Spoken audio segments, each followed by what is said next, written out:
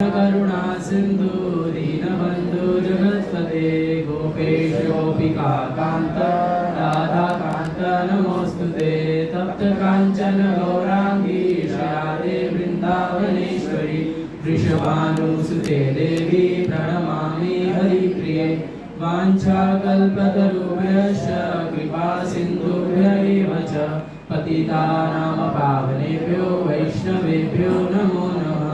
नमो विष्णुपादाय कृष्णप्रेष्ठाय भूतले प्रभुपादनुगामी श्री सुभगस्वामिने सदा दैन्यशीली सुभागाय सर्वजीवकृपाब्धये गुरु शिक्षा सदाचार पालकाय नमोस्तुते।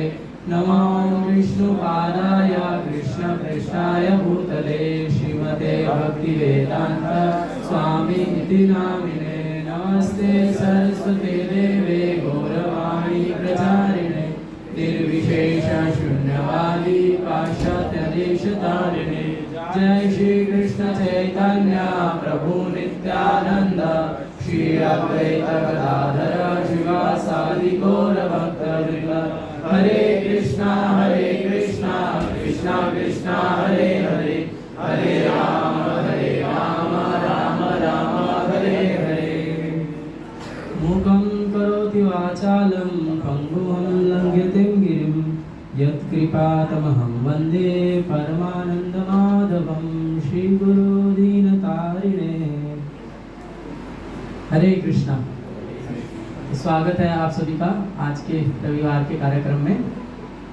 और मैं तो हर प्रकार से आप सबसे छोटा ही हूँ, आयु में भी, एक्सपीरियंस में भी, लेकिन फिर भी मुझे आज अवसर दिया गया है भगवान की कुछ कथा कहने का, तो प्रयास कर रहा हूँ। जो भी मुझसे त्रुटि होंगी उसके लिए मुझे क्षमा कीजिएगा। तो आज जो है हम भगवद गीता के 7वें अध्याय का पहला श्लोक चर्चा कर रहे हैं। बहुत ही महत्वपूर्ण श्लोक है। बहुत बार जो है श्रील गुरु महाराज अपने भगवद गीता क्लास में इसी श्लोक को चर्चा करते हैं। और श्रील प्रभुपाद के भी आप देखेंगे तो बहुत सारे लेक्चर, 13 से भी ज़्यादा लेक्चर जो है वो इस श्लोक के ऊपर। तो बहुत ही इम्पोर्टेंट है। अगर हम इस श्लोक को केवल समझ लेंगे तो हमारा जीवन सफल हो सकता है। तो इसीलिए पीछे पीछे दोहराएंगे। श्री भगवान वाचा मय्या सत्तमना पार्थ योगं युञ्जन्मदाश्रया असंशयं समग्रं वा यथा ज्ञास्यसि तच्छृणु। मय्या सत्तमनः पार्थ योगं युञ्जन्मदाश्रया असंशयं समग्रं मा यथा ज्ञास्यसि तच्छृणु। रोजी दोहराएंगे। श्री भगवान उवाच मय्या सत्तमना पार्थ योगं युञ्जन्मदाश्रया असंशयं समग्रं मा यथा ज्ञास्यसि तच्छृणु। श्री भगवान उवाच मय्या सत्तमना पार्थ योगं युञ्जन्मदाश्रया असंशयं समग्रं मा यथा ज्ञास्यसि तच्छृणु। श्री भगवान उवाच मय्या सत्तमना पार्थ योगं युञ्जन्मदाश्रया असंशयं समग्रं मा यथा ज्ञास्यसि तच्छृणु। माताओं में से कोई? श्री भगवान उवाच मय्या सत्तमना पार्थ योगं युञ्जन्मदाश्रया असंशयं समग्रं मा ज्ञानम यथा ज्ञास्यसि तच्छृणु। अनुवाद है, श्री भगवान ने कहा, हे पृथापुत्र, अब सुनो कि तुम किस प्रकार मेरी भावना से पूर्ण होकर और मन को मुझ में आसक्त करके योगाभ्यास करते हुए मुझे पूर्णतया संशय रहित जान सकते हो। हरे कृष्ण। तो यहाँ पर जो है भगवान बोल रहे हैं, अभी यहाँ पर आगे बताएंगे 7वें अध्याय से कि किस प्रकार से हम भगवान को जान सकते हैं। लास्ट में बोल रहे हैं संशय रहित, पूर्णतया, पूर्ण रूप से हम भगवान को कैसे जान सकते हैं, वो यहाँ पर एक्सप्लेन किया गया, यहाँ पर बताया गया। लेकिन भगवान को जानने की आवश्यकता क्या है? तो सबसे पहले हम ये जानने का प्रयास करते हैं कि हमको भगवान को जानना क्यों है। तो एक और बहुत सुंदर श्लोक है भगवद गीता का 4थे अध्याय का 9वां श्लोक, जन्म कर्म च मे दिव्यम एवं यो वेत्ति तत्वतः त्यक्त्वा देहं पुनर्जन्म नैति मामेति सो अर्जुन। तो भगवान बोल रहे हैं कि मेरा जन्म और मेरा जो कर्म है वो दिव्य है, वो साधारण नहीं। और एवं यो वेत्ति तत्वतः, जो इन्हें तत्वतः, वो जिस प्रकार है इन ट्रुथ, जो उसको जानता है, वो क्या है? त्यक्त्वा देहं पुनर्जन्म नैति, फिर इस शरीर को छोड़ने के बाद त्यक्त्वा देहं पुनर्जन्म नैति, फिर उसका पुनर्जन्म नहीं होता है। तो क्या? मामेति, भगवान बोल रहे हैं वो मेरे पास आ जाता है। हे अर्जुन, तो अब हम भगवान के पास अगर जाना चाहते हैं, तो अगर हम इस जो जन्म मृत्यु जरा व्याधि का जो चक्र है, इस संसार को हम देखते हैं दुखालयम अशाश्वतम, तो ये जो संसार है ये दुखों से भरा हुआ है।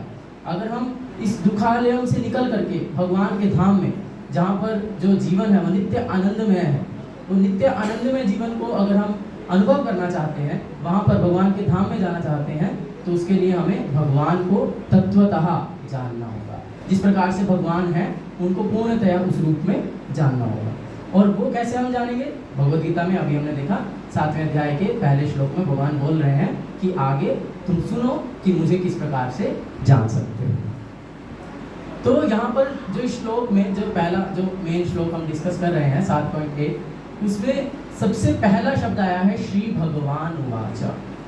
हम सब जानते हैं कि जो भगवद गीता है वो भगवान कृष्ण और अर्जुन के बीच का संवाद है, जिसमें अर्जुन जो है वो दुविधा में है, युद्ध नहीं करना चाह रहे हैं अनेक कारणों से।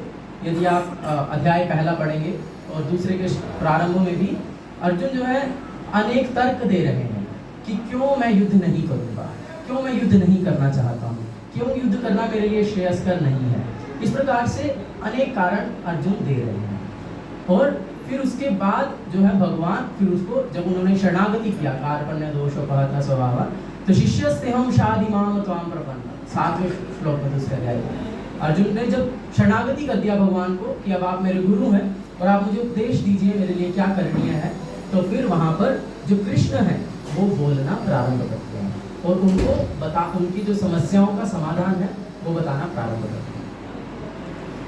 तो वहाँ पर भी श्री भगवान उवाच जब शब्द आता है तो प्रभुपाद वहाँ पर इसी बात को एक्सप्लेन कर रहे हैं तात्पर्य में दूसरे अध्याय के दूसरे श्लोक में, क्योंकि हम देख रहे हैं वार्तालाप हो रही है अर्जुन के बीच में और कृष्ण के बीच में। लेकिन जब अर्जुन बोल रहे हैं तो लिख रहे हैं अर्जुन उवाच, जब संजय बोल रहे हैं तो बोल रहे हैं संजय उवाच, जब धृतराष्ट्र बोल रहे हैं तो बोल रहे हैं धृतराष्ट्र उवाच। लेकिन जब कृष्ण बोल रहे हैं तब नहीं कह रहे कृष्ण उवाच, तब क्या कह रहे हैं? श्री भगवान उवाच। तो उसको एक्सप्लेन किया है प्रभुपाद जी ने दूसरे अध्याय के दूसरे श्लोक के तात्पर्य में। तो उसमें सबसे पहले प्रभुपाद जी ने जो श्लोक को कोट किया है वो श्रीमद् भागवतम के पहले स्कंद के दूसरे अध्याय का 11वां श्लोक है। वदन्ति तत्तत्त्वविदस्तत्त्वं यज्ञानमद्व्ययं ब्रह्मेति परमात्मेति भगवानेति शब्दते। परम सत्य का ज्ञाता परम सत्य का अनुभव ज्ञान की 3 अवस्थाओं में करता है। जो परम सत्य है, जो भगवान है, उनको 3 अवस्थाओं में हम जो है अनुभव कर सकते हैं। वो है, ये सब अवस्थाएं एक रूप है, ये ब्रह्म, परमात्मा और भगवान के रूप में व्यक्त की जाती हैं। तो इसको प्रभुपाद जी बहुत सुंदर उदाहरण से एक्सप्लेन करते हैं। जिस प्रकार से सूर्य है, तो सबसे पहले अगर कोई नौसिखिया है, अगर कोई नया नया अभी सीख रहा है, तो वो सूर्य के प्रकाश को ही सब कुछ मानता है। जैसे ही कमरे में सूर्य का प्रकाश आता है तो वो बोलते देखो सूर्य उदय हो गया है, सूर्य आ गया है। तो सूर्य के प्रकाश जो है वो सूर्य का एक ज्ञान का एक हिस्सा है। उसी प्रकार से फिर जब हम सूर्य ग्लोब, जो सूर्य जो लोक है, जब सूर्य ग्रह को हम देखते हैं तो वो भी एक प्रकार का सूर्य का दर्शन है। लेकिन यदि कोई वास्तविकता में सूर्य को जानता है तो वो जानता है कि सूर्य केवल एक आग का गोला नहीं है, उसके अंदर भी एक पृथ्वी की तरह बहुत सारे लोग रहते हैं, उसमें भी एक राजा है ना, विवस्वान जिसका नाम है, शास्त्रों में वर्णन किया गया है। तो वहां पर भी एक जो सूर्य देव है वो वास्तविकता में एक प्रीडोमिनेटिंग डीटी, एक विग्रह रूप में। तो इस प्रकार से सूर्य को समझने के लिए अलग अलग स्तर हैं, लेकिन तीनों ही सूर्य हैं। सूर्य का प्रकाश भी सूर्य है, सूर्य का गोला भी सूर्य है, और व्यक्ति सूर्य जो विवस्वान है वो भी सूर्य है। उसी प्रकार से जब हम भगवान परम सत्य की बात करते हैं तो उनको तीन अलग अलग धारणाओं से, तीन अलग अलग अवस्थाओं में समझा जाता है, जिसमें सबसे पहले है ब्रह्म, जिसको कि सूर्य के प्रकाश से कंपेयर किया गया। यानी ब्रह्म ज्योति जो है वो भगवान की अंग कांति है, भगवान के शरीर से जो तेज आ रहा है, जो कि इतना प्रकाशमय है कि हम उसमें देख नहीं सकते, इतना प्रकाशमय है। तो इसीलिए जो बहुत सारे जो ध्यानी है या जो ज्ञानी है वो केवल उसी तक ही पहुंच पाते हैं। वो समझते हैं कि परम सत्य केवल निराकार निर्विशेष ब्रह्म है, लेकिन केवल निराकार निर्विशेष ब्रह्म नहीं है, वो भी है, लेकिन साथ में उसकी आगे भी स्टेप्स हैं, आगे भी स्टेजेस हैं। और दूसरा क्या है, योगी। जैसे जो योगी है वो प्रत्येक जो सर्वस्य चाहम हृदि सन्निविष्टो, सबके हृदय में जो भगवान परमात्मा स्वरूप में विराजित है। बहुत सारे लोग बोलते हैं ना कि परमात्मा तो कण कण में है, प्रत्येक व्यक्ति के हृदय में है ना। तो वो जो है, वो जो अनुभूति है वो है परमात्मा अनुभूति, परमात्मा रियलाइजेशन, जिसमें कि परमात्मा को या भगवान को प्रत्येक कण कण में जो है अनुभव किया जाता है। तो ये भी है, लेकिन केवल ये नहीं है। उसी प्रकार से जो तीसरी, जो फाइनल, जो पूरी जो अनुभूति है वो है ईश्वर परमा कृष्ण सच्चिदानंद विग्रह। जो कृष्ण है वो एक विग्रह है, जो परम सत्य है, जो भगवान है, उनका भी एक रूप है, हमारे जैसा नहीं है, सच्चिदानंद विग्रह, वो सच्चिदानंद है, वो अलग है। तो इस प्रकार से जो भगवान कृष्ण है वो परम सत्य है। और भी आगे हम जानेंगे कि किस प्रकार से जो कृष्ण है वो परम भगवान है। तो जो भगवान शब्द है वो दो शब्दों से मिलकर के बना है, भग और वान। भग का अर्थ है विभूतियां, विभिन्न विभूतियां, और वान मतलब जो उनको धारण करता है, जैसे शक्तिवान, तो जिसके पास शक्ति है, बलवान बोलते हैं ना। तो इस प्रकार से भगवान मतलब जिसके पास भग है वो व्यक्ति भगवान है।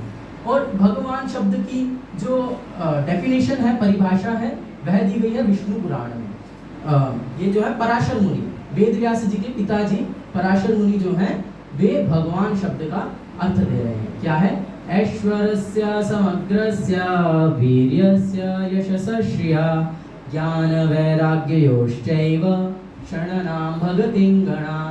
तो 6 प्रकार के भग, 6 प्रकार की विभूतियां हैं, जो कि क्या है, ऐश्वर्यस्य समग्रस्य, समग्रस्य मतलब सारा, ऐश्वर्य संपत्ति, जिसके पास सारी संपत्ति है। संपत्ति तो हम सबके पास भी है, किसी के पास थोड़ी है, किसी के पास ज्यादा है। कोई हो सकता है पूरे भारत का सबसे अमीर व्यक्ति हो, जिसके पास भारत में सबसे अधिक संपत्ति है, किसी के पास हो सकता है पूरे विश्व में सबसे अधिक संपत्ति हो, लेकिन कोई भी ये क्लेम नहीं कर सकता कि सारा धन मेरा है। लेकिन भगवान जो है वो कौन हो सकते हैं, जो बोल रहे हैं ऐश्वर्यस्य समग्रस्य, जिनके पास सारा धन है, जिनका पूरा धन, जिनकी संपत्ति है, वो है भगवान। जैसे हम देखते हैं कि भगवान कृष्ण की 16,108 रानियां हैं, और जब नारद मुनि, श्रीमद् भागवत में वर्णन है कि जब नारद मुनि देखने के लिए जा रहे हैं कि भगवान किस प्रकार से अपनी रानियों को जो है मेंटेन कर रहे हैं, किस प्रकार से उनका पालन पोषण कर रहे हैं, किस प्रकार से अपनी रानियों के साथ लीलाएं कर रहे हैं, तो वो जाकर के क्या देखते हैं कि भगवान ने 16,108 रानियों के लिए 16,108 महल बनाए। उन 16,108 महल जो हैं वह ऐसी दिव्य मणियों से बने हुए हैं कि वो इतने ज़्यादा चमक रही हैं वो मणियाँ कि रात को कोई प्रकाश करने के लिए कोई दीपक जलाने की भी आवश्यकता नहीं है। इतनी दिव्य मणियों से जो है वो बनी हुई है। जो फर्श है वो इतनी दिव्य मणियों से बना हुआ है कि वो शीशे की तरह ट्रांसपेरेंट है।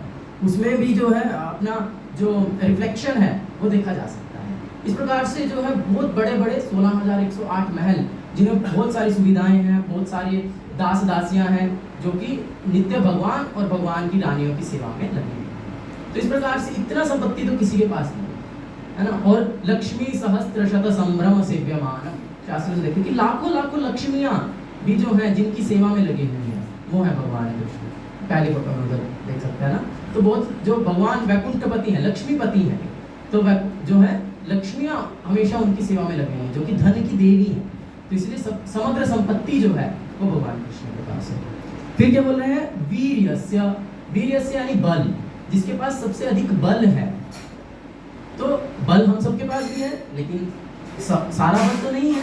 लेकिन भगवान कृष्ण वो तो जो है 7 वर्ष की आयु में गोवर्धन पर्वत उठा ले रहे हैं, और भी अनेक बहुत बाल्यपन से ही अनेक असुरों का वध कर रहे हैं, है ना। तो इस प्रकार से प्रभुपाद जी बोलते थे कि अगर कोई जो है अपने आप को भगवान बोलता है, तो भगवान कृष्ण तो 7 दिन तक अपनी छोटी सी उंगली पे एक इतना बड़ा जो है पर्वत को उठा करके रखे हैं।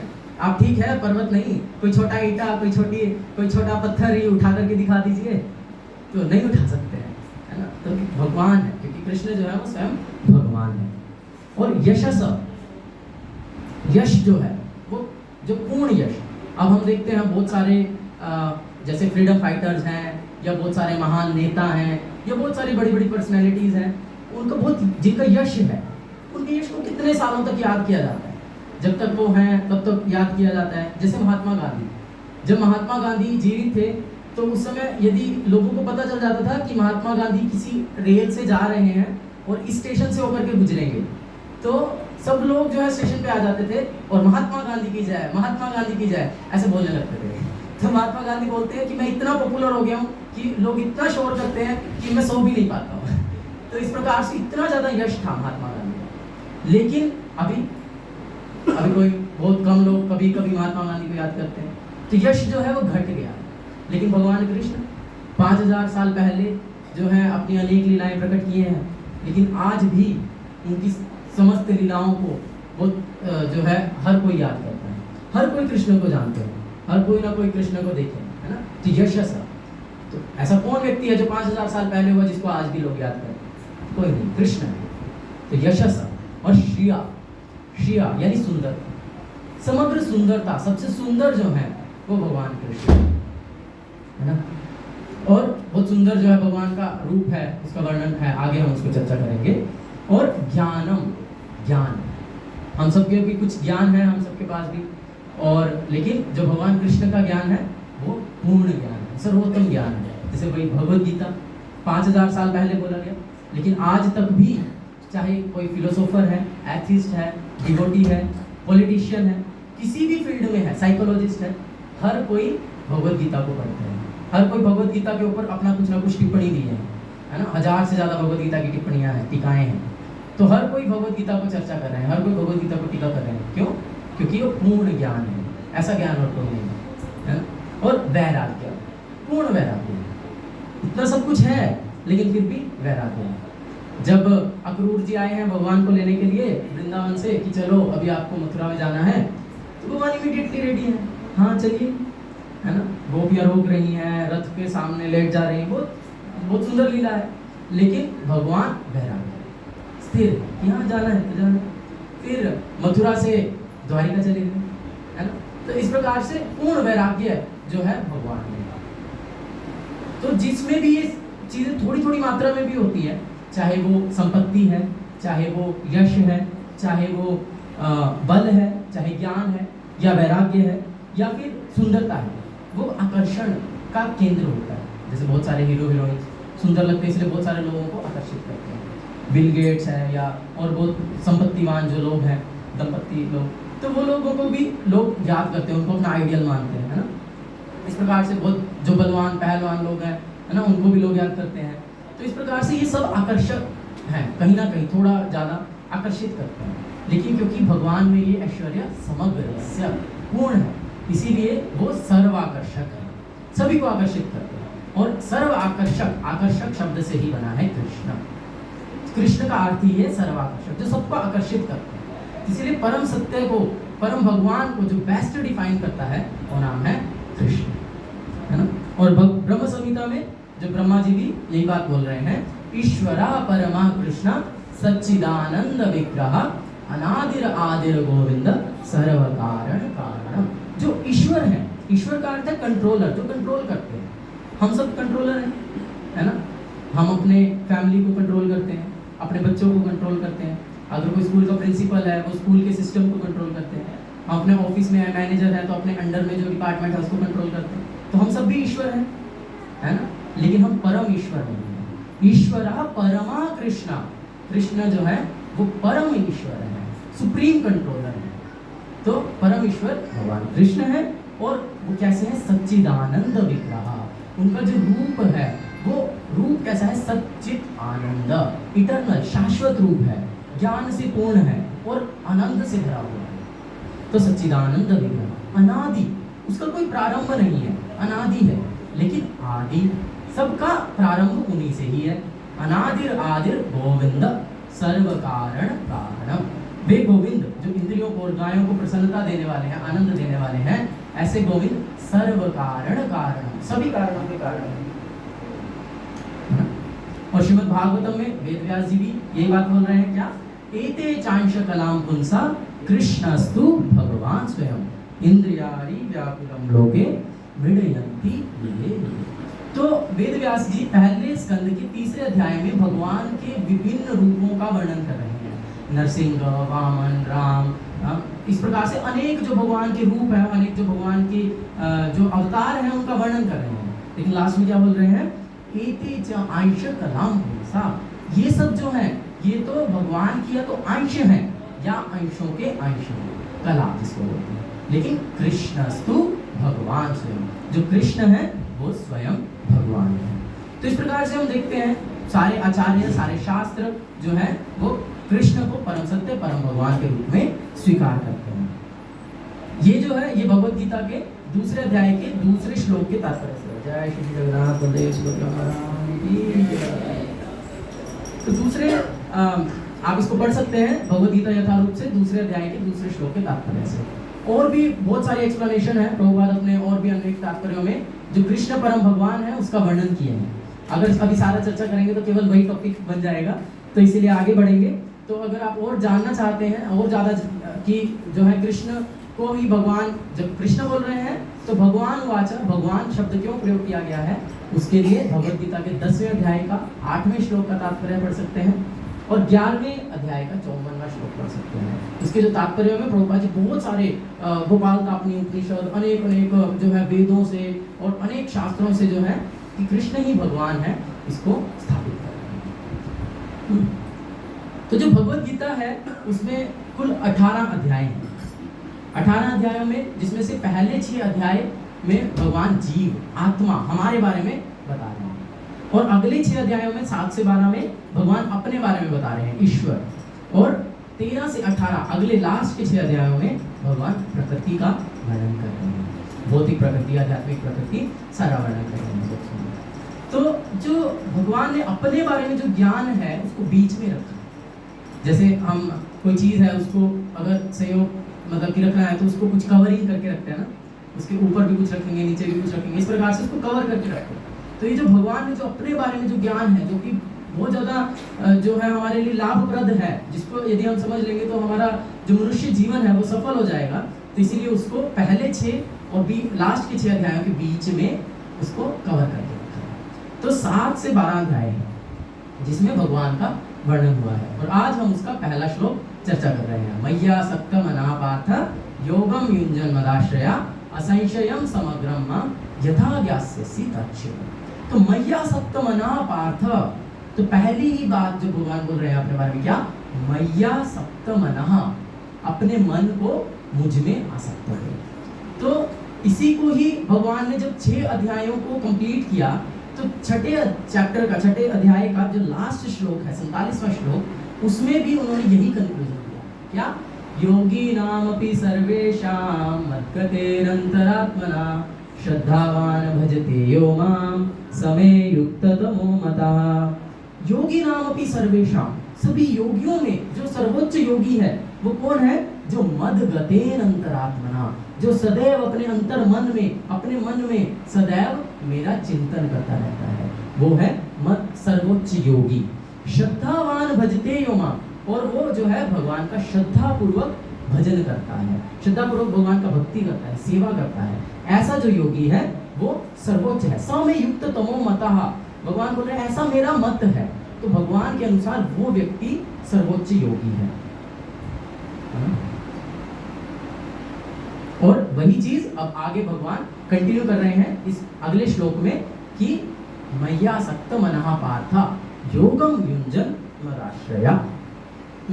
तो और तात्पर्य में प्रभुपाद जी क्या बोल रहे हैं, कृष्ण भावनामृत योग का अभ्यास करके मनुष्य सभी वस्तुओं को यथा परम सत्य, जीवात्माएं, प्रकृति तथा सात सामग्री समेत उनके प्राकट्य को पूरी तरह जान सकता है। यदि हम भगवान को समझ लेंगे, असंशयम समग्रम माम, जब हम भगवान को पूर्ण रूप से समझ लेंगे, तो क्योंकि हर चीज का जो कारण है, सर्व कारण कारणम, हमने अभी देखा ना, तो भगवान से ही सारी चीजें प्रकट हुई हैं। अनादिर आदिर गोविंद, वही सब चीजों के आदि हैं, सब चीजें उन्हीं से ही प्रकट हुई हैं, सब चीजें का प्रकाश वही है, सब उन्हीं की ही विभूतियां हैं, उन्हीं की ही शक्तियां हैं, और सभी चीजों के कारण वही है। तो यदि हम उनको समझ लेंगे तो हम सभी चीजों को समझेंगे, तो हम सभी चीजों को जान सकते हैं, सर्व कारण है ना। और उसके बाद है परमेश्वर कृष्ण पर ध्यान की एकाग्रता को नवता भक्ति के द्वारा संभव बनाया जाता है, जिसमें श्रवणम अग्रणी एवं महत्वपूर्ण है। नवता भक्ति प्रहलाद महाराज ने वर्णन किया है श्रीमद् भागवतम में। भक्ति के 64 अंग हैं, भक्ति कैसे करना है उसके लिए 64 अलग अलग अंग हैं। उसमें से जो 9 इंपोर्टेंट जो है वो प्रहलाद महाराज ने श्रीमद् भागवतम में वर्णन किया है। क्या है? श्रवणम कीर्तनम विष्णु स्मरणम पाद सेवनम अर्चनम वंदनम दास्यम साख्यम आत्मनिवेदनम। तो 9 विधियां हैं जिनका वर्णन किया है, जिसके द्वारा हम जो है भगवान की भक्ति कर सकते हैं। इसमें सबसे पहला क्या है? श्रवणम, श्रवणम सुनना। और वही सेम चीज यहाँ पर 7वें अध्याय के पहले श्लोक में भगवान बोल रहे हैं तत्शृणु, अब सुनो।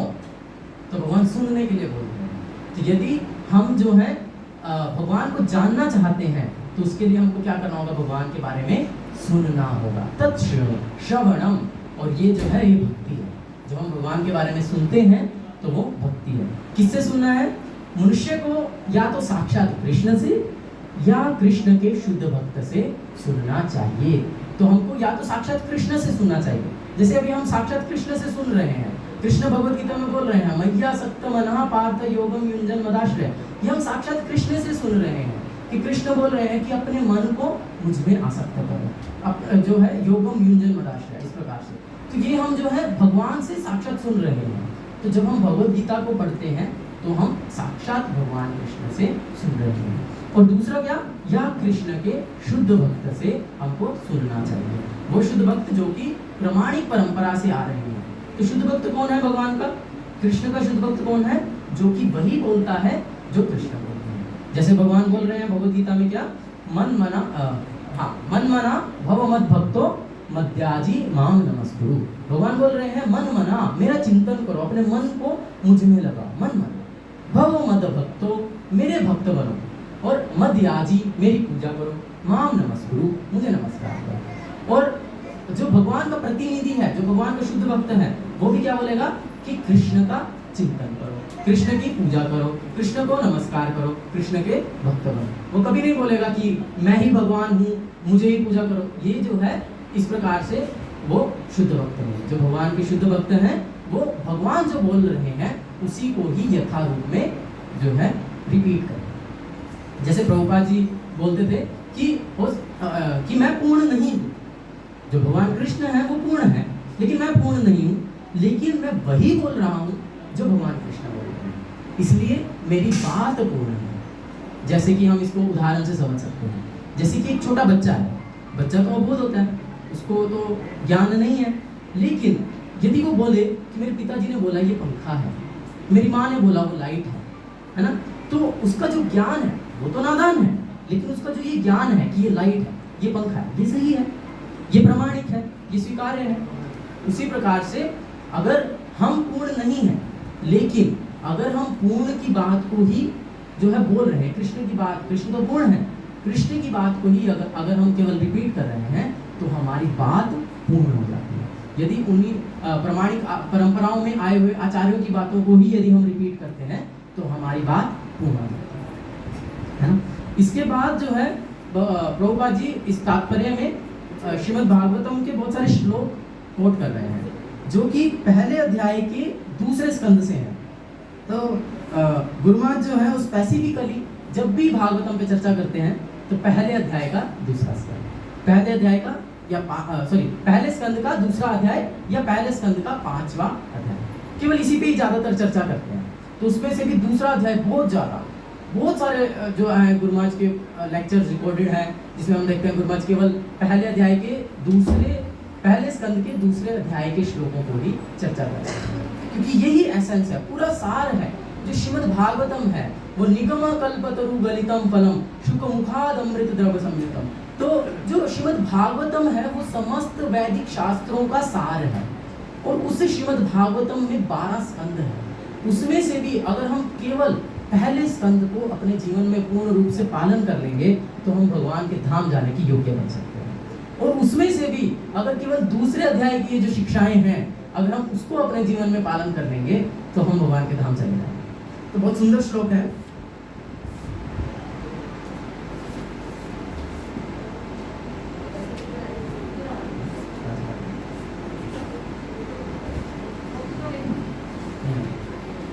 शृण्वतां स्वकथा कृष्णा पुण्य श्रवण कीर्तना हृदयन्तस्तो ह्यभद्राणि विदुनोति सुहृत्सतां नष्टप्रायेषु अभद्रेषु नित्यं भागवत सेवया भगवती उत्तम श्लोके भक्तिर्भवति नष्टकी तदा रजस्तमो भावा कामलोभातयश्चे चेतयते अनावृद्धं स्थितं सत्त्वे प्रसीदति एवं प्रसन्न मनसो भगवत भक्ति योगता भगवत तत्व विज्ञानं मुक्त संगस्य जायते विद्यते हृदय ग्रंथे छिद्यन्ते सर्व संशया क्षीयन्ते चास्य कर्माणि दृष्टैवात्मनीश्वरे। 5 श्लोकों को कोट किया है, बहुत सुंदर है। संस्कृत के श्लोक प्रभुपाद हमेशा अपने लेक्चर्स में आप सुनेंगे तो हमेशा संस्कृत के श्लोकों को कोट करते हैं, क्योंकि संस्कृत जब हम शास्त्रों की वाणी को सुनते हैं तो उससे हम शुद्ध होते हैं। तो इसीलिए संस्कृत के श्लोक हमेशा कोट करने चाहिए, है ना। तो चाहे हम उसको समझ भी नहीं पा रहे हैं तब भी हम जब पढ़ते भी हैं तो हमको उसको पढ़ने का प्रयास करना चाहिए। तो जैसे यहाँ पर क्या बोल रहे हैं, शृण्वताम स्वकथा कृष्णा, शुरुआत हो रही है, ये पूरा प्रोसेस है। क्या शृण्वताम स्वकथा कृष्णा, जब हम कृष्ण की कथा को सुनते हैं, शृण्वताम श्रवण करते हैं। कृष्ण कथा क्या है, कोई बता सकते हैं कृष्ण कथा क्या है? प्रभु जी, भगवान की लीलाओं का वर्णन और उनका चर्चा जी।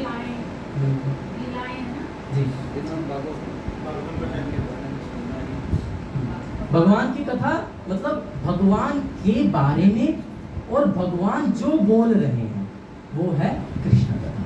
कृष्ण कथा मतलब कृष्ण के बारे में जो कथा है और कृष्ण जो बोल रहे हैं वो कथा। जैसे श्रीमद् भागवतम में भगवान के अनेक लीलाओं का वर्णन हुआ है, भगवान के अनेक अवतारों का वर्णन हुआ है, तो वो है कृष्ण के बारे में, तो वो क्या है, कृष्ण कथा है।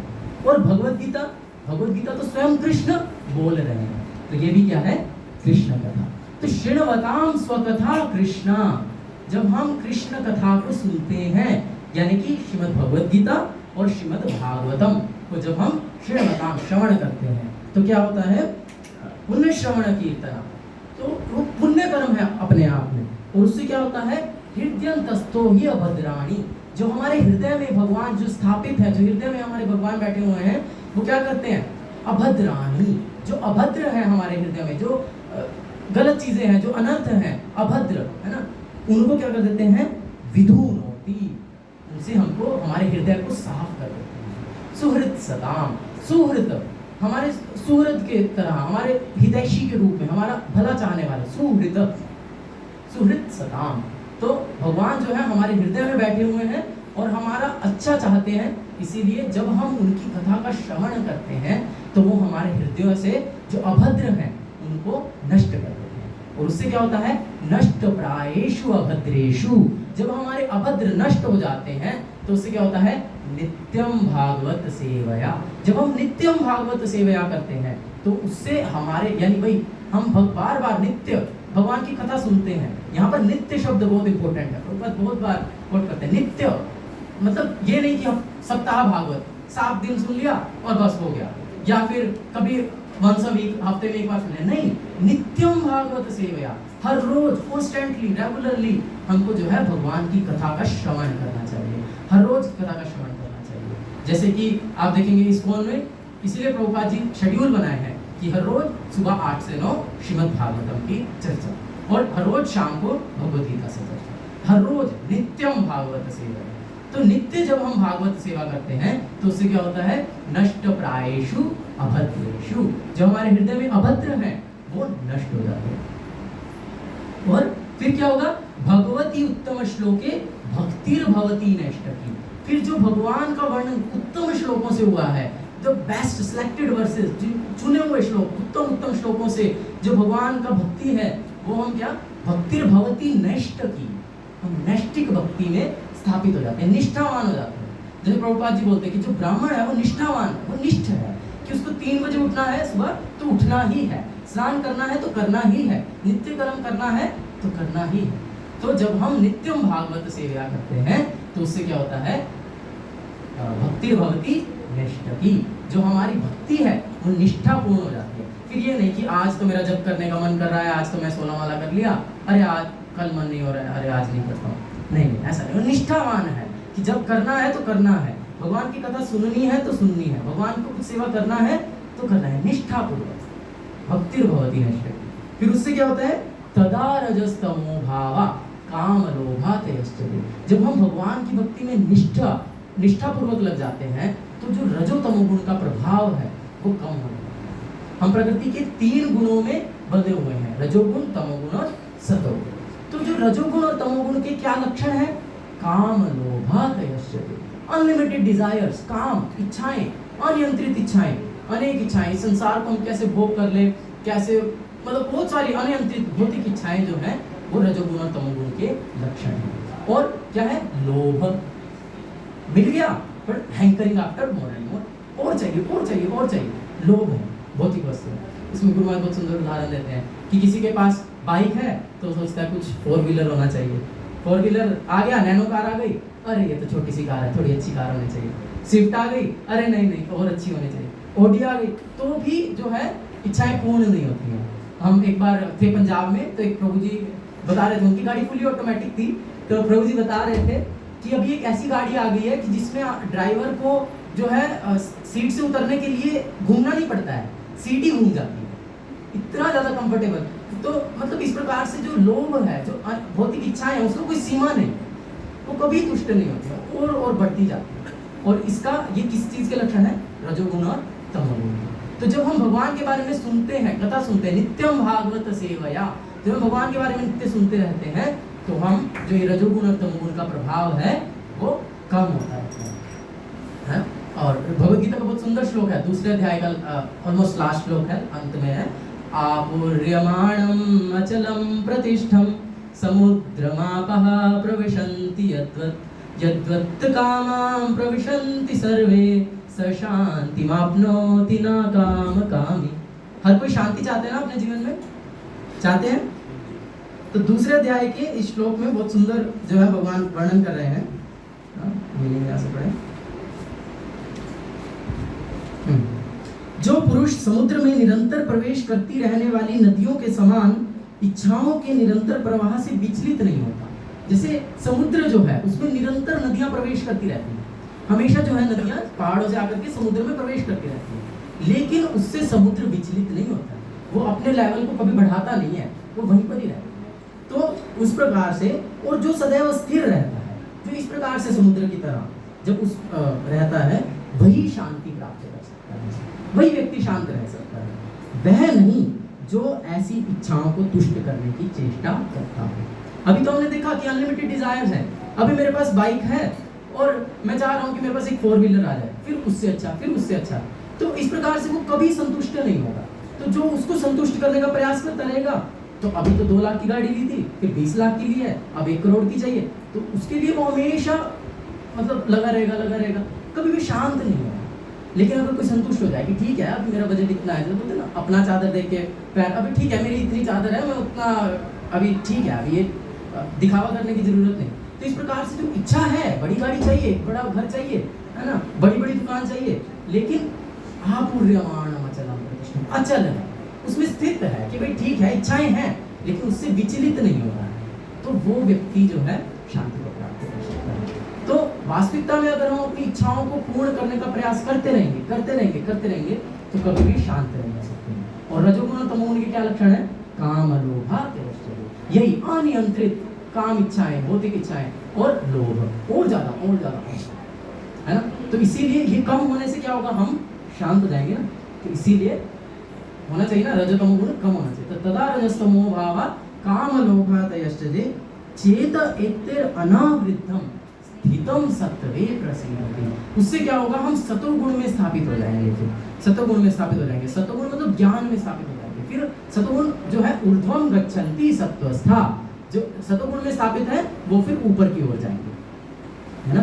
तो सतोगुण में स्थापित हो जाएंगे, और सतोगुण में स्थापित होने से क्या होगा, एवं प्रसन्न मनसो, हमारा मन प्रसन्न हो जाएगा। सब खुश होना चाहते हैं ना, सब आनंद में रहना चाहते हैं, शांत रहना चाहते हैं, तो उसके लिए क्या होना पड़ेगा, हमको सतोगुण में स्थित होना पड़ेगा। एवं प्रसन्न मनसो, प्रसन्न हो जाएगा हमारा मन। भगवत भक्ति अयोगतः, जब हम भगवत भक्ति करेंगे, यानी भगवत भक्ति क्या, भगवान के बारे में श्रवण करेंगे। स्टार्टिंग वहीं से ही है, श्रृण्वताम स्वकथा कृष्णा, पूरा प्रोसेस शुरू है भगवान के बारे में सुनने से। तो क्या हो जाएंगे, हम खुश हो जाएंगे। एवं प्रसन्न मनसो, फिर भगवत तत्व विज्ञानम, भगवान का जो तत्व का ज्ञान है, हम जैसे बोल रहे थे ना, जन्म कर्म च मे दिव्यम एवं योगिति तत्वतः, जो भगवत तत्व है वो क्या होगा, हमारे हृदय में प्रकाशित हो जाएगा। भगवत तत्व विज्ञानम, हमको जो है उसका ज्ञान मिल जाएगा। और ज्ञान मतलब नॉलेज, और विज्ञान मतलब प्रैक्टिकल नॉलेज, है ना, जिसको हम एक्सपेरिमेंटल नॉलेज भी बोलते हैं, विज्ञान, है ना। तो विज्ञानम वो केवल थ्योरेटिकल नॉलेज नहीं होगी, जैसे अभी हमने शास्त्रों को पढ़ करके जान लिया, तो ये एक थ्योरेटिकल नॉलेज है, केवल हम उसको जानते हैं, हम उसको एक्सपीरियंस नहीं है। लेकिन जब हम श्रृण्वताम स्वकथा कृष्णा, जब हम भगवान के बारे में नित्यम भागवत सेवया, नित्य कॉन्स्टेंटली रेगुलरली भगवान की कथा सुनते रहेंगे, तो क्या होगा, भगवत तत्व विज्ञानम, हम भगवान का जो तत्व का जो ज्ञान है, विज्ञान, उसको प्रैक्टिकल अपने जीवन में हम अनुभव कर पाएंगे। भक्ति परेशानुभव विरक्ति अन्यत्र स्यात्, जैसे जैसे हम भक्ति करते हैं उसके साथ में परीश अनुभव, भगवान का साक्षात अनुभव जो है होता है, और विरक्ति अन्यत्र स्यात्, ये तीनों चीजें एक साथ चलती है ना। तो फिर क्या होगा, जब हम भगवत तत्व विज्ञान हमको मिल जाएगा, तो वही हमने देखा ना, त्यक्त्वा देहं पुनर्जन्म नैति मामेति। अगर किसी को भगवान को कोई तत्वता जान लिया, तो उस शरीर छोड़ने के बाद वो भगवान के धाम में चला जाएगा। तो वही चीज यहाँ पर बोला है, मुक्त संगस्य जायते, मुक्त हो जाएंगे। जब हम भगवान के विज्ञान को जान लेंगे, तो हम इस जीवन में भी प्रसन्न हो जाएंगे। एवं प्रसन्न मनसो, इस जीवन में भी खुश हो जाएंगे, इस जीवन में भी संतुष्ट हो जाएंगे, और मुक्त संगस्य जायते, मुक्त हो जाएंगे। और उससे क्या होगा, भिद्यते हृदय ग्रंथि छिद्यन्ते सर्व संशया। भिद्यते हृदय ग्रंथि, जो हमारे जो हृदय में जो भौतिक आसक्तियों की गांठें बनी हुई हैं, ग्रंथियां बनी हुई हैं, वो भिद्यते, वो कट जाएंगे। और छिद्यन्ते सर्व संशया, हमारे जो संशय हैं, हमारे जो डाउट्स हैं हमारे मन में, अभी हमारे मन में बहुत सारे डाउट्स हो सकते हैं ना, भगवान ने ऐसा क्यों किया, भगवान ने वैसा क्यों किया, है ना, इस प्रकार से ये शास्त्रों में ऐसा क्यों लिखा है, वैसा क्यों लिखा है, बहुत सारे हमारे संशय हैं। लेकिन जब हम इस प्रकार से श्रवण करते रहेंगे, तो क्या होगा, छिद्यन्ते सर्व संशया, सारे संशयों से हम मुक्त हो जाएंगे। और क्षीयन्ते चास्य कर्माणि दृष्टेवात्मनीश्वरे, तो इस प्रकार से हम जो है भगवान को पूर्ण रूप से जानेंगे। तो इसलिए शुरुआत कहाँ से है, श्रृण्वताम स्वकथा कृष्णा, भगवान के बारे में सुनना, और भगवान जो बोल रहे हैं उसको सुनना। और कैसे सुनना, कभी कभी नहीं, नित्यम भागवत सेवया, उसको रेगुलरली सुनना, कॉन्स्टेंटली सुनना। इसीलिए और किससे सुनना चाहिए, उसके लिए और आगे इसी दूसरे ही श्लोक अध्याय में आगे एक और श्लोक आता है, यहाँ पर प्रभुपाद जी मेंशन है कि शुश्रूषु शुद्धधानस्य वासुदेवे कथा रुचि। हमारा तो रुचि नहीं है भगवान की कथा में, कैसे सुनेंगे हर रोज, कैसे सुनेंगे रेगुलरली? तो क्या बोल रहे हैं, शुश्रूषु शुद्ध ध्यानस्य। जब हम एक शुद्ध भक्त के मुंह से भगवान की कथा का श्रवण करते हैं, जो कि भगवत प्रेम से ओतप्रोत है, ऐसे व्यक्ति से जब हम भगवान की कथा सुनते हैं, शुश्रूषु शुद्ध ध्यानस्य, तब क्या होता है, वासुदेव कथा रुचि, तब हमारा भगवान की कथा में रुचि उत्पन्न होता है। तो इसीलिए हमको जो ये नित्यम भागवत सेवा करनी है, वो किससे करनी है, शुद्ध भक्त से करनी है, आचार्यों से करनी है। तो प्रभुपाद जी वो शुद्ध भक्त हैं। अगर हम इसको भी वो डिटेल में चर्चा कर सकते हैं किस प्रकार से हैं, क्योंकि कोई केवल कहने से शुद्ध भक्त नहीं है, शुद्ध भक्त के लक्षण हैं। आप जड़ भरत जी का जब चरित्र का चर्चा हुआ था, तब वहां पर साधु के लक्षणों का चर्चा किया गया था, श्रीमद् भागवतम से भी और चैतन्य चरितामृत से भी 26 लक्षण और 28 लक्षण इस प्रकार से वर्णन किया गया है। तो वो पूर्ण रूप से प्रभुपाद जी में देखेगा। तो प्रभुपाद जो है वो शुद्ध भक्त है, इसीलिए हमें उनसे श्रवण करना चाहिए। और आप अगर YouTube पे सर्च करेंगे Prabhupada Hindi lecture, Prabhupada English lecture, दोनों लैंग्वेजेस में वहाँ पर अवेलेबल है। आप प्रभुपाद जी के हर रोज आप अपने घर पर बैठ करके, ऐसा नहीं कि हर रोज अब मैं तो मंदिर से, मेरा घर बहुत दूर है तो मैं मंदिर नहीं आ सकता हूँ, मैं कैसे सुनूँ, तो फिर ठीक है, आप अपने घर पर बैठ करके सुनिए, यूट्यूब से सुनिए। यूट्यूब पर अगर आप सर्च करेंगे प्रभुपाद इंग्लिश में, तो बहुत ही सारे लेक्चर्स हैं, तो इंग्लिश में सुन सकते हैं। और अगर इंग्लिश नहीं समझ में आता है तो भी कोई दिक्कत नहीं है, हिंदी में भी है, हिंदी में भी सुन सकते हैं।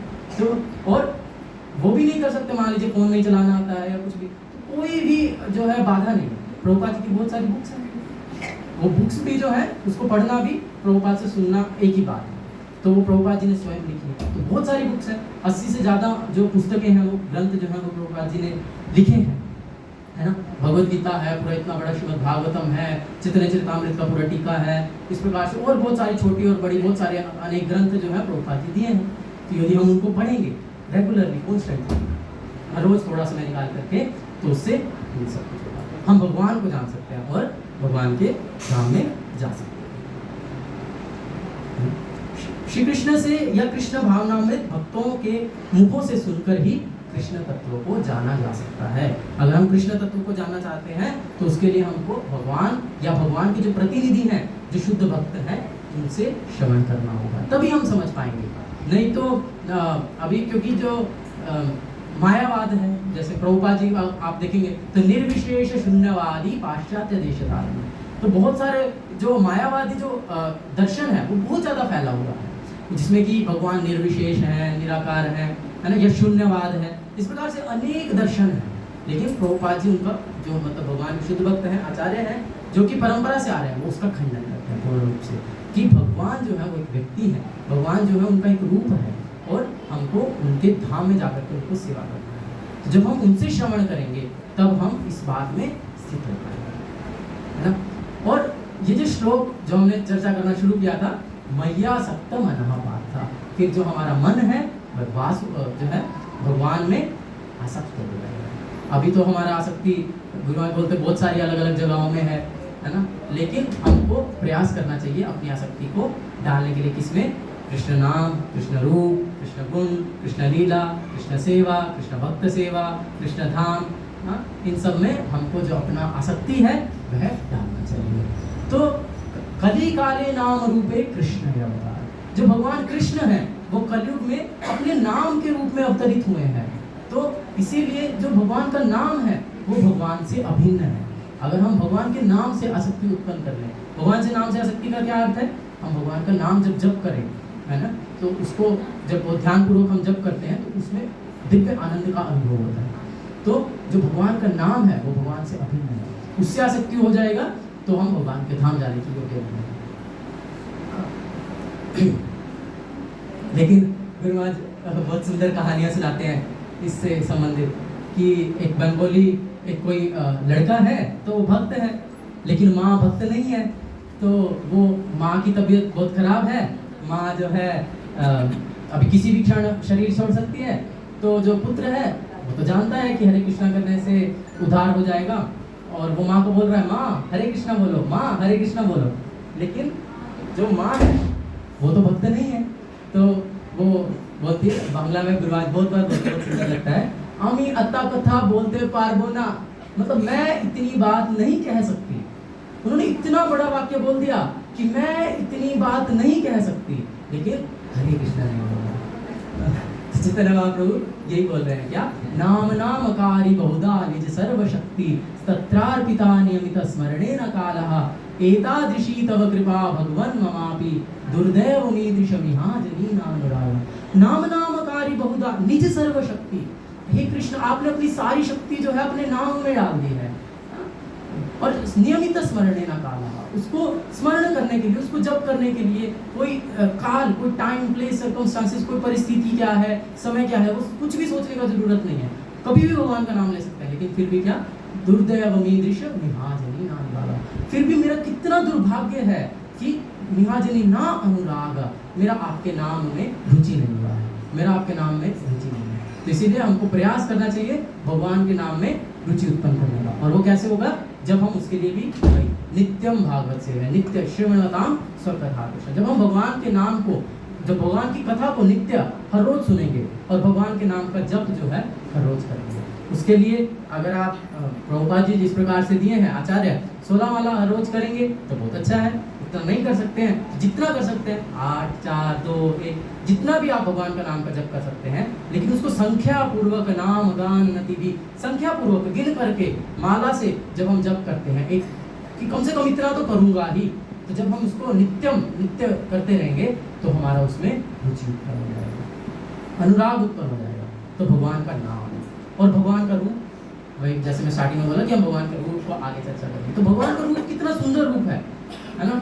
भगवान के अनेक रूप है, रामादि मूर्तिषु कलानि अमेन तिष्ठ नानावतारम करोत् भुवनेषु किन्तु। भगवान के अनेक रूप हैं, राम है, नरसिंह है, और कृष्ण तो है सब सर्वाकर्षक, सबसे सुंदर है। श्यामं त्रिभंग ललितम, ब्रह्म संहिता में ब्रह्मा जी वर्णन कर रहे हैं।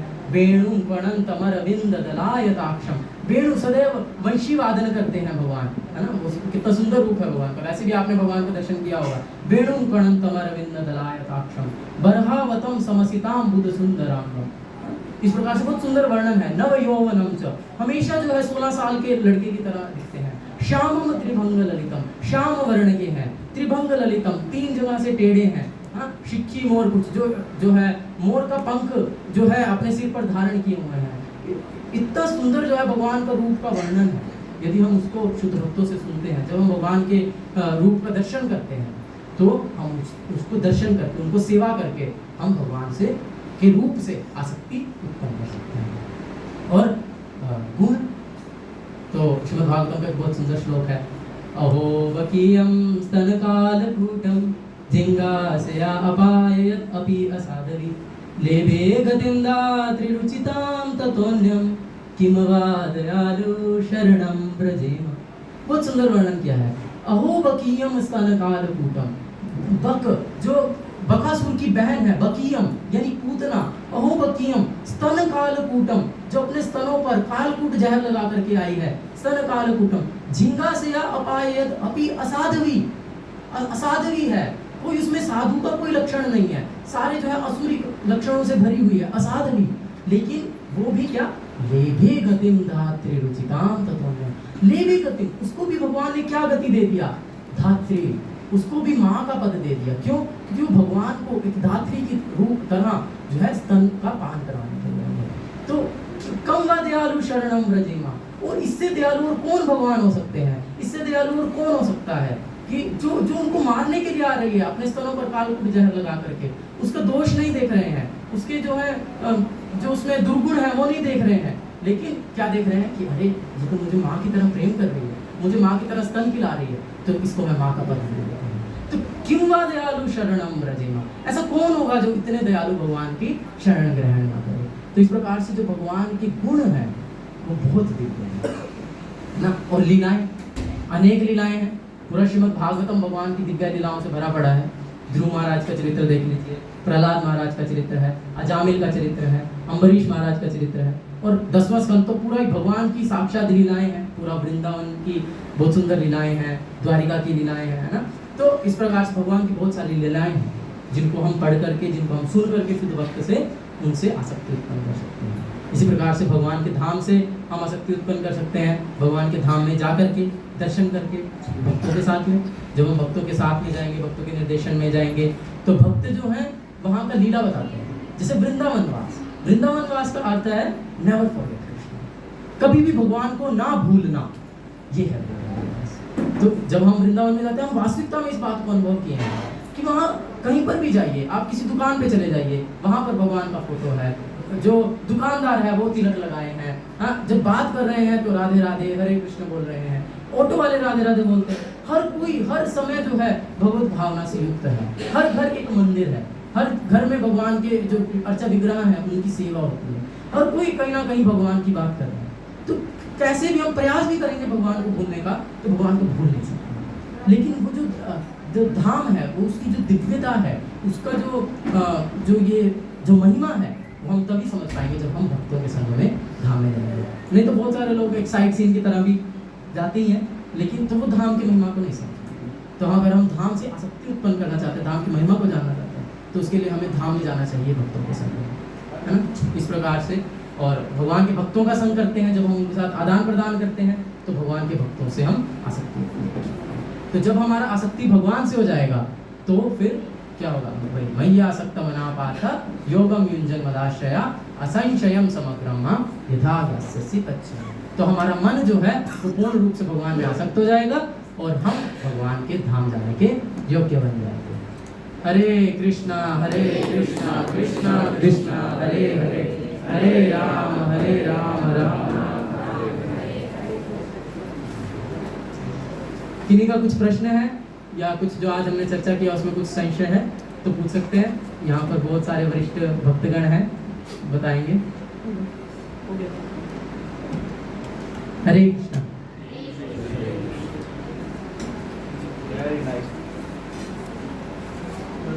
कोई कुछ कहना चाहते हैं? मैं कुछ गलती किया हूं तो मुझे करेक्ट कर सकते हैं, ठीक है। तो फिर अभी भगवान का कीर्तन होगा, उसमें भाग लीजिए। भगवान के कीर्तन को गाने से और भगवान के कीर्तन में नाचने से, भगवान के विग्रह के सामने स्पेशली हम भगवान से आसक्ति उत्पन्न कर सकते हैं, है ना। तो भगवान से संबंधित कोई भी कार्य करेंगे तो उससे हम भगवान में आसक्ति उत्पन्न कर सकते हैं। तो इसीलिए हमको एक करना चाहिए। और सबसे इम्पोर्टेंट, श्रीणवताम स्वकथा कृष्णा, भगवान की कथा का श्रवण करना चाहिए, वो भी देखते। उसके लिए प्रभुपाद जी के लेक्चर्स हैं, प्रभुपाद जी की बुक्स हैं, आप उनको पढ़िए और जो उनको ही रिपीट कर रहे हैं एज इट इज उनको सुनिए। हरे कृष्णा। बहुत अच्छे से प्रभु जी ने